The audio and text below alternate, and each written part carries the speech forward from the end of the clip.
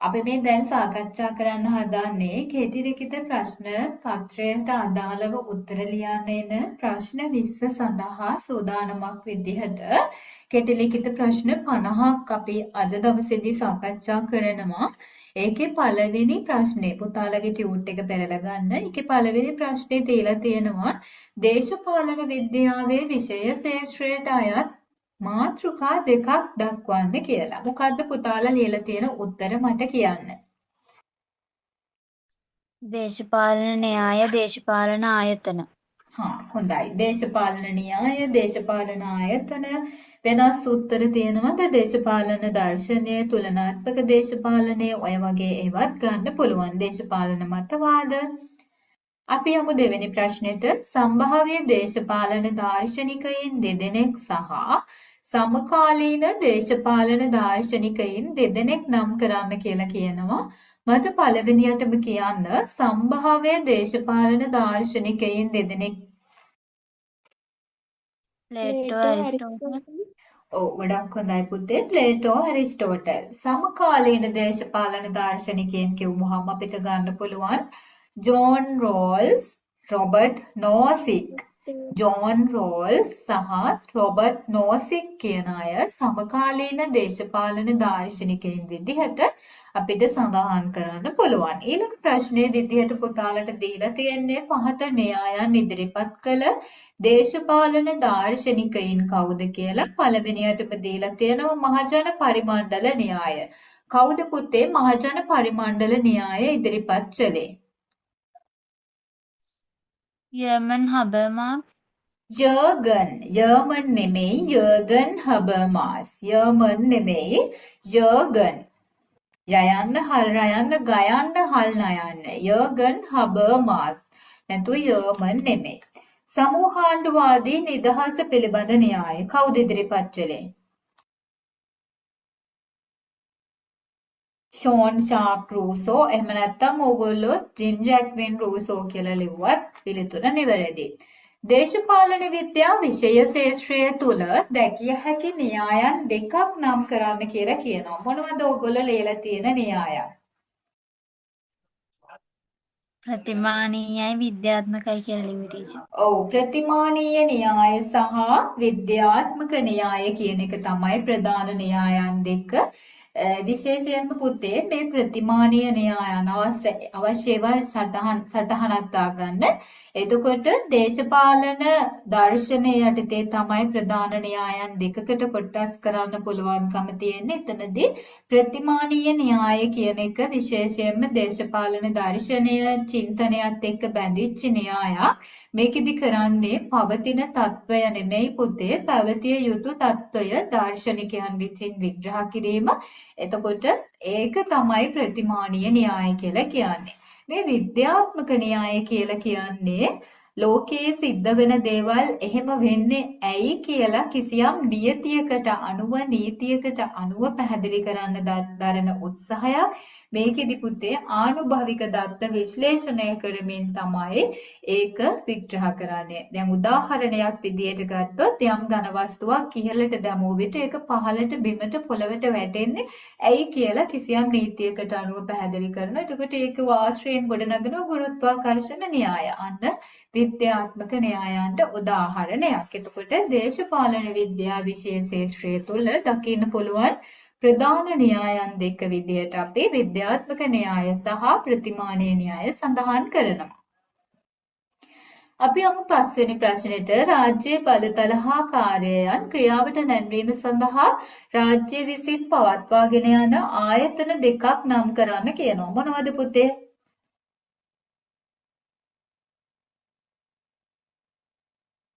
කියන්න බලන්න උත්තර.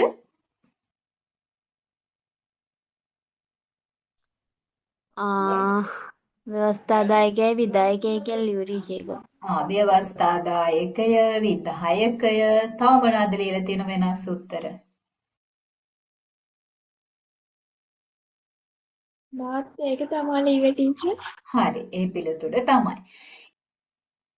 ඊළඟ ප්‍රශ්නේ දේශපාලන පක්ෂ ආරම්භ වීමට බලපා ඇති ප්‍රධාන සාධක දෙකකි. ඒ සාධක දෙක මොනවද? මොනවද ලිව්වේ පුතාලා උත්තර විදිහට?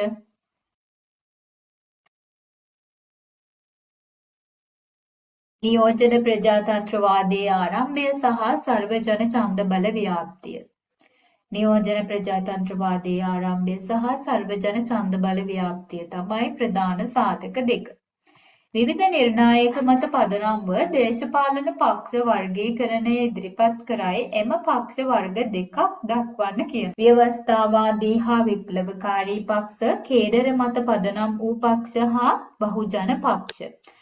ව්‍යවස්ථාවාදී හා විප්ලවකාරී පක්ෂ, කේඩර මත පදනම් වූ හා බහුජන පක්ෂ කියලා ලියන්න ඕනේ.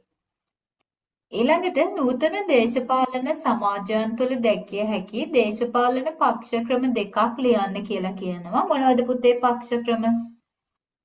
ඒකපක්ෂ බහුපක්ෂ ද්විපක්ෂ ඒකපක්ෂ සහ ද්විපක්ෂ. බලපෑම් කණ්ඩායම් ප්‍රධාන වර්ග තුනකට බෙදයි එයින් වර්ග දෙකක් දක්වන්න කියනවා. මොනවද? අභිලාෂ කණ්ඩායම් ලොබි කණ්ඩායම් ඔව්, අභිලාෂ කණ්ඩායම්, ලොබි කණ්ඩායම්, ආශා කණ්ඩායම් ඔය තුනෙන් දෙකක් ලිව්වම හරි. සිවිල් සමාජයේ සම්බන්ධ පහත අර්ථකථන නම් කරන්න රාජ්‍ය සහ පුරවැසියා අතර ඇති සමාජය සංස්කෘතික අවකාශයේ සිවිල් සමාජයයි පෞද්ගලික සහ ආත්මාර්ථකාමී අභිමතාර්ථ සාක්ෂාත් කර ගැනීමට ඔවුනොවුන් තරග අවකාශය සිවිල් සමාජයයි. හරි, මට කියන්න ඕකේ පළවෙනි එකේ උත්තරේ මොකක්ද කියලා.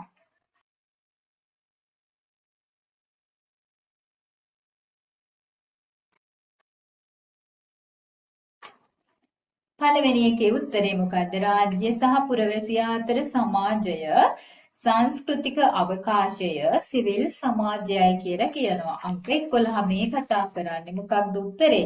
නව මාක්ස්වාදී ග්‍රාම්ෂියානු අර්ථය. උත්තරේ තමයි පුතේ නව මාක්ස්වාදී ග්‍රාම්ෂියානු අර්ථය.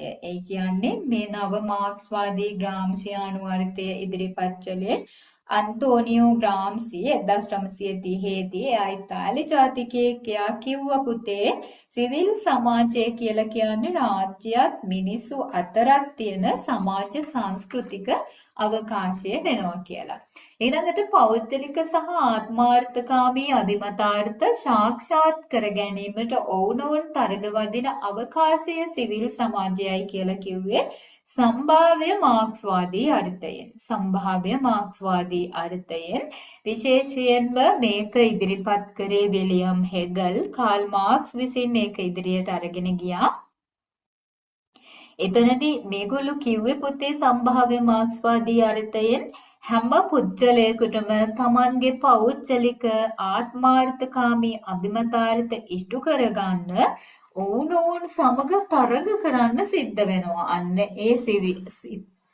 අන්න ඒ සමාජය සිවිල් සමාජය වෙනවා කියලා සම්භාව්‍ය මාක්ස්වාදී අර්ථයෙන් කිව්වා. හරි, අපි යමු 12 වෙනි ප්‍රශ්නෙට. ඉන්දියාව සහ ඇමරිකාව. ඉන්දියාව සහ ඇමරිකාව. 13 දේශපාලන පක්ෂයක් විසින් ඉටු කරන කාර්යයන් දෙකක් අහනවා. මොනවද දේශපාලන පක්ෂයක් විසින් ඉටු කරන කාර්යයන් දෙකක් කියන්න බලන්න ඕගොල්ලෝ.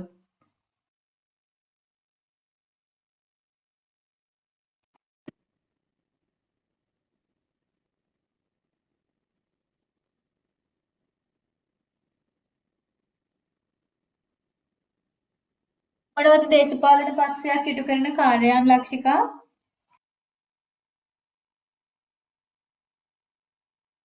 මහජන ඡන්දදායක අභිලාෂ දේශපාලන ක්‍රියාවලිය තුළට ගෙන එන මොකද්ද පුතේ ආයි කියන්න? මහජන ඡන්දදායක අභිලාෂ දේශපාලන ක්‍රියාවලිය තුළට ගෙන එන ඔව් හරි, ඒක හරි. තව එකක් කියන්න. ආණ්ඩු බලය සංවිධානය කිරීම ආණ්ඩුවේ බලය සංවිධානය කිරීම, ආණ්ඩුවේ කටයුතු විවේචනය කරමින් ආණ්ඩුව සුමගට ගැනීම, අනාගත නායකයන් පුහුණු කිරීම නේද? ඔය වගේ ඒවා. දේශපාලන ක්‍රීඩාව ක්‍රියාවට නංවන ප්‍රධාන මාර්ග දෙකක් තිබේ. එම මාර්ග දෙක නම් කරන්න කියලා කියනවා. මොනවද?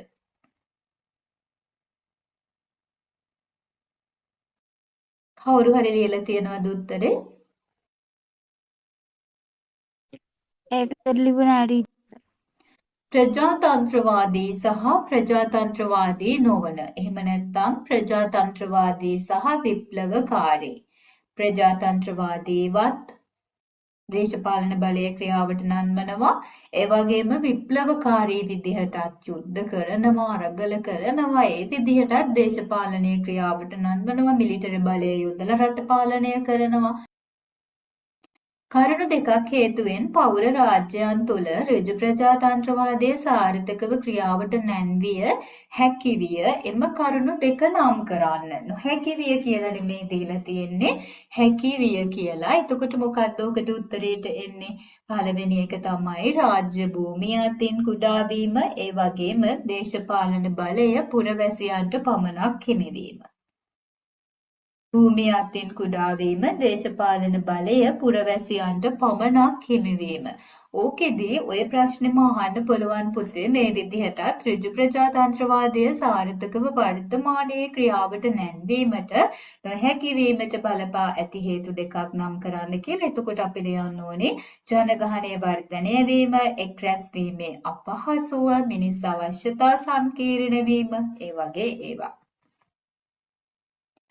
දේශපාලන විද්‍යාව අධ්‍යයන විෂයක් ලෙස හැඩගැස්වීමට සහ වර්ධනයට ග්‍රීක දේශපාලන දාර්ශනිකයන් දෙදෙනෙකු ප්‍රබල ලෙස දායක විය. ඒ කවුද? කවුද පුතේ?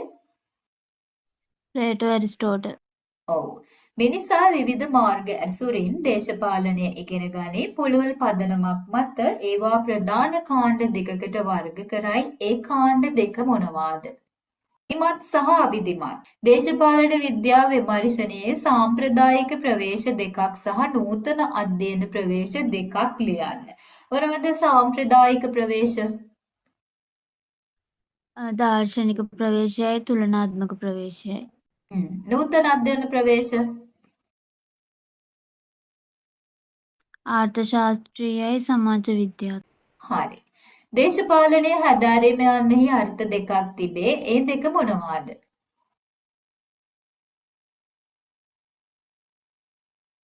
කියන්න පිළිතුරු. ව්‍යවහාරික ශාස්ත්‍රීය, ව්‍යවහාරිකව හැදෑරීම සහ ශාස්ත්‍රීයව හැදෑරීම. ශාස්ත්‍රීයව හැදෑරීම කියන්නේ නිශ්චිත විෂය නිර්දේශයක් තුළ ශාස්ත්‍රාලයක න්‍යායාත්මකව ලබා ගන්න දැනුම. ව්‍යවහාරික කියන්නේ අපිට ලැබෙන අත්දැකීම් තුළින් ලබා ගන්න පුළුවන් වෙන දේශපාලන හැදෑරීම. උදාහරණයක් විදිහට අපි නිවුස් බලනවා. එතකොට අපිට ව්‍යවහාරිකව තමයි දේශපාලනය පිළිබඳව දැනුවත් වෙන්න ලැබෙන්නේ. එහෙම නැත්නම් යාළුවොත් එක්ක කතා කරනවා. එතකොට අපිට ලැබෙන්නේ ව්‍යවහාරික දේශපාලන දැනුම. දේශපාලනය පිළිබඳ තුලනාත්මක අධ්‍යයන ප්‍රවේශයේ සම්ප්‍රදාය තුනක් තිබේ. එයින් දෙකක් නම් කරන්න. මොනවද පුතේ? සම්භාව්‍ය තුලනාත්මක, විසිවන සියවසේ තුලනාත්මක.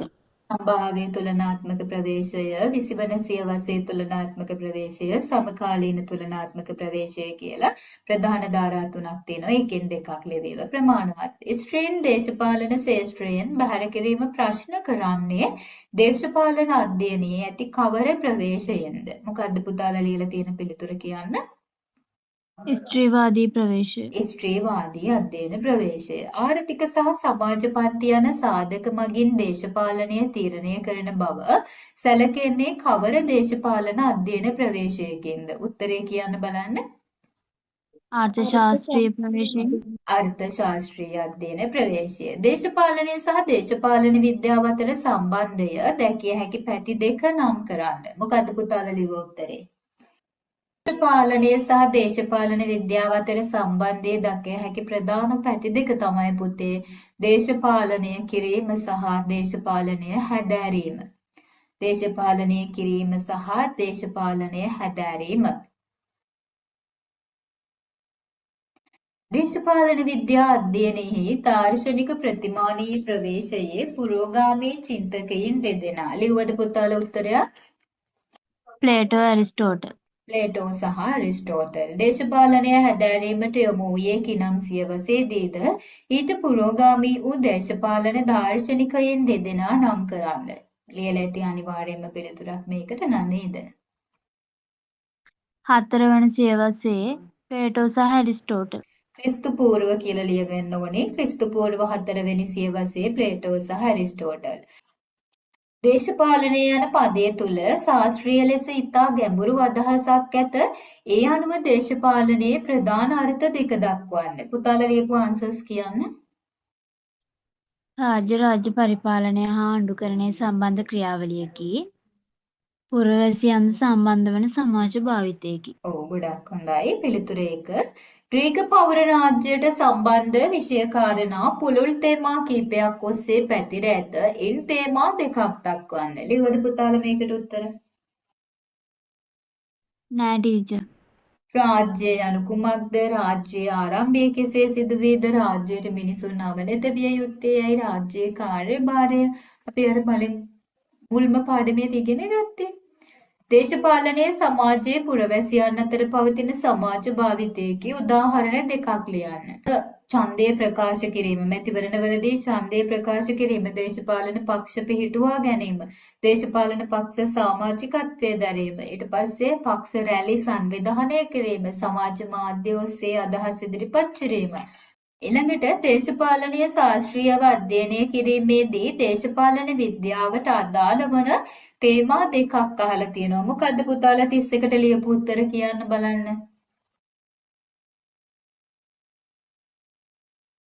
මොනවද දේශපාලන මතවාද? ඔය අහන්නේ දේශපාලන අධ්‍යයන පැතිකඩවලින්. දේශපාලන මතවාද, දේශපාලන ආයතන අනේවල යන්න ඕනේ. දේශපාලනය කිරීම යනු පුද්ගලයින් දේශපාලනික වශයෙන් කරන ක්‍රියාකාරකම්ය. එම ක්‍රියාකාරකම් දෙකක් ලියන්න කියනවා. මොනවද මිනිස්සු දේශපාලනිකමය වශයෙන් කරන ක්‍රියාකාරකම්? මැතිවරණවලට සහභාගී වීම, ඡන්දය ඔව්. ප්‍රකාශ කිරීම, පෙළපාලි යාම, උද්ඝෝෂණ පැවැත්වීම. ඔව් අන්න ඒ වයින් දෙකක්. දේශපාලන ආයතන දෙකක් අහනවා. මොනවද දේශපාලන ආයතන?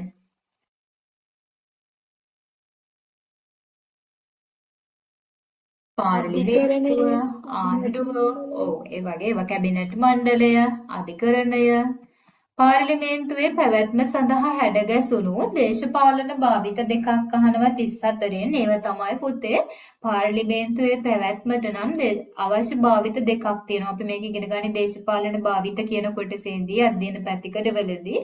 එතකොට දේශපාලන භාවිත විදියට පාර්ලිමේන්තුවට අවශ්‍ය වෙන ඒවා විදියට අපි සඳහන් කරන්නේ ළමයි. පාර්ලිමේන්තු ප්‍රජාතන්ත්‍රවාදය, පරමාධිපත්‍ය, මැතිවරණ. ඒ වයින් දෙකක් ලියාගන්න. ප්‍රජාතන්ත්‍රවාදය, ඊට පස්සේ මැතිවරණය, මහජන පරමාධිපත්‍ය. ආණ්ඩු කරන ක්‍රියාවලියේ කාර්යයන් දෙකක් අහනවා 35 ප්‍රශ්නයෙන්. විශේෂයෙන්ම නීති සම්පාදනය කිරීම, රාජ්‍ය පරිපාලනය කිරීම, ඔය වගේ කාර්යයන් දෙකක් ලියවෙන්න ඕනේ. පුරවැසියන් නූතන ප්‍රජාතන්ත්‍රවාදී ආණ්ඩු ක්‍රමවල ඉටු කරන ප්‍රධාන කාර්යයන් දෙකක් අහනවා. එතකොට පළවෙනිම කාර්යය තමයි මැතිවරණවලදී ඡන්දය ප්‍රකාශ කිරීම. ඊට පස්සේ තව මොනවාද? ඡන්දය ලබා දීම, නියෝජිතයන් තෝරා පත් ගැනීම, දේශපාලන පක්ෂ පිහිටුවා ගනිමින් ප්‍රජාතන්ත්‍රවාදයට සම්බන්ධ වීම. ඔබ දන්නා දේශපාලන මතවාද දෙකක් ලියන්න. පුතාලා ලිව්වද මේකට උත්තරයක්?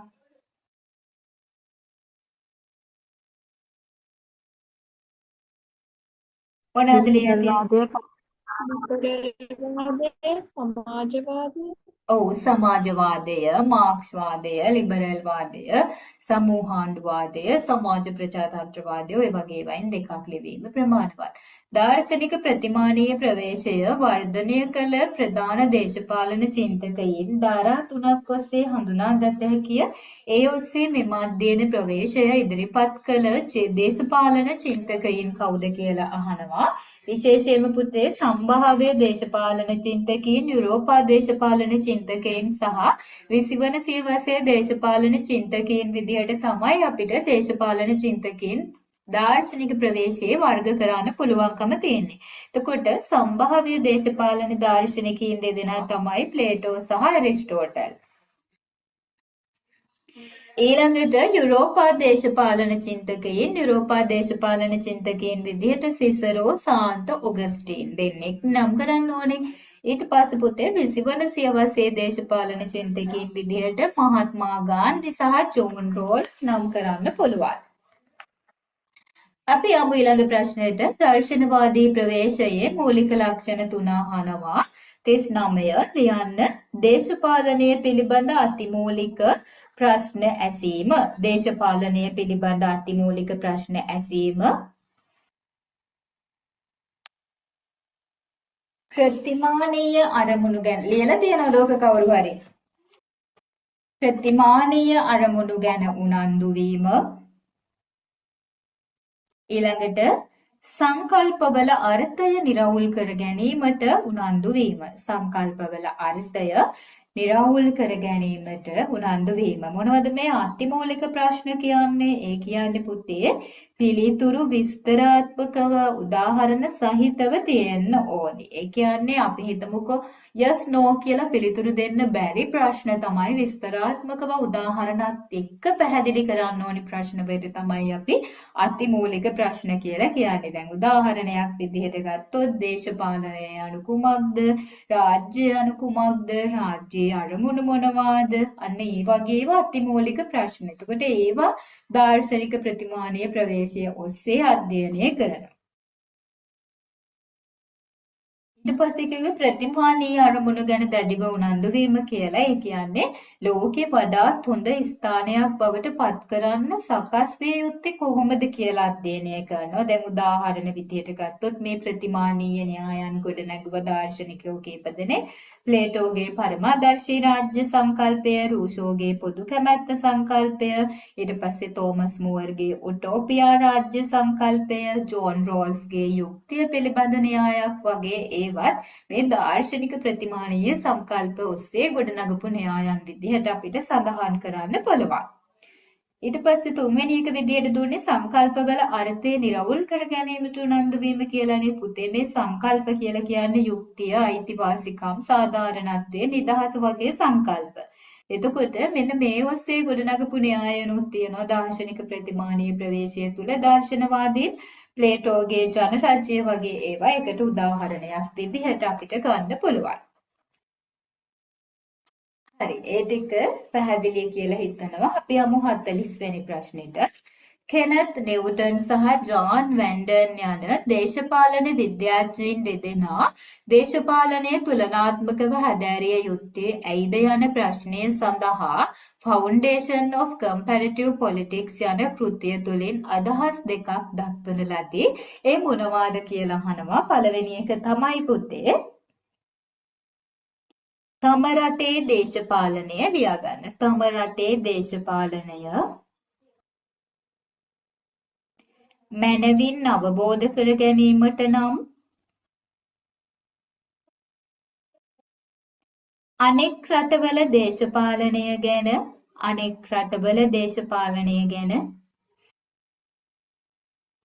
අවබෝධය ලබා ගැනීම වැදගත් වීම. අවබෝධය ලබා ගැනීම වැදගත් වීම.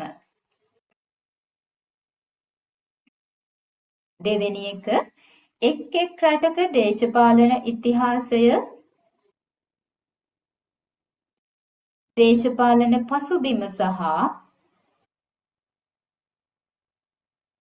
දේශපාලන ආයතන ගැන ලබා ගන්නා සංසන්දනාත්මක අවබෝධයකින් තොරව ඒ රටවල දේශපාලනය ගැන මනා අවබෝධයක් ලබාගත නොහැකි වීම.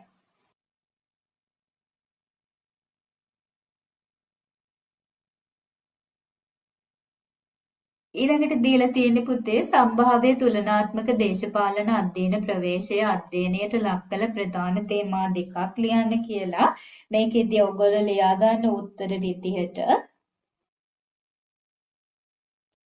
වඩාත් හොඳම ආණ්ඩු ක්‍රමය කුමක්ද? වඩාත් හොඳම ආණ්ඩු ක්‍රමය කුමක්ද? වඩාත් හොඳම රාජ්‍ය කුමක්ද? 20 වන සියවසේ තුලනාත්මක දේශපාලන අධ්‍යයන ප්‍රවේශය අධ්‍යයනයට ලක් කළ ප්‍රධාන තේමා දෙකක් ලියන්න කියලා කියනවා. ලියාගන්න ඒවා තමයි දේශපාලන සංස්කෘතිය, දේශපාලන සංස්කෘතිය, දේශපාලන චර්යාව, දේශපාලන සමාජානුයෝජනය වගේ වයින් දෙකක් ලිවීම ප්‍රමාණවත්. සමකාලීන තුලනාත්මක දේශපාලන අධ්‍යයන ප්‍රවේශය අධ්‍යයනයට ලක් කළ ප්‍රධාන තේමා දෙකක් ලියන්න කියලා කියනවා. ඒව තමයි පුතේ මානව අයිතිවාසිකම්, ස්ත්‍රීන්ගේ දේශපාලන සහභාගීත්වය, ජාතිවාදී දේශපාලනය, ඒ වගේ ඒවා තමයි සමකාලීන තේමා.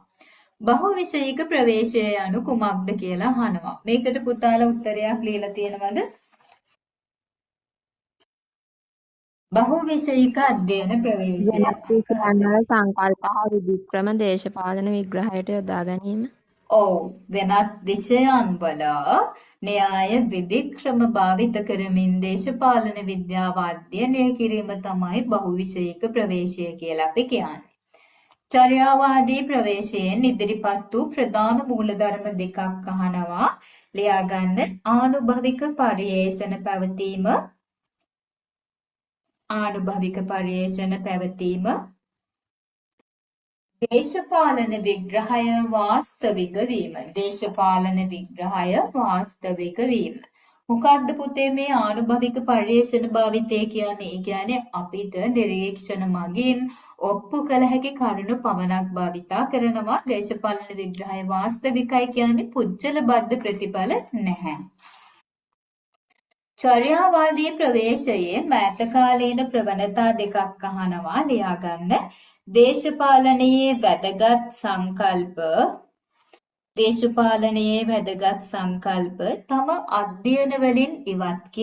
තම අධ්‍යයන වලින් ඉවත් කිරීම. දෙවෙනි එක දේශපාලන විද්‍යාව අතිශය පටු ලෙස දැක්වීම. දේශපාලන විද්‍යාව අතිශය පටු ලෙස දැක්වීම. 47 දේශපාලන අර්ථශාස්ත්‍රීය ප්‍රවේශය යන සංකල්පය මුලින්ම භාවිතා වූයේ කුමන යුගයේදීද? භාවිතා කළ චින්තකයින් කවුද කියලා අහනවා. පුතාලා මේකට නම් උත්තරයක් ලියලා ඇති. මොකද ලියපු උත්තර කියන්න බලන්න. අර්ථශාස්ත්‍රීය ප්‍රවේශය භාවිතා කළේ කොයි යුගයේදීද කියලා ඔයගොල්ලෝ ලියුවේ?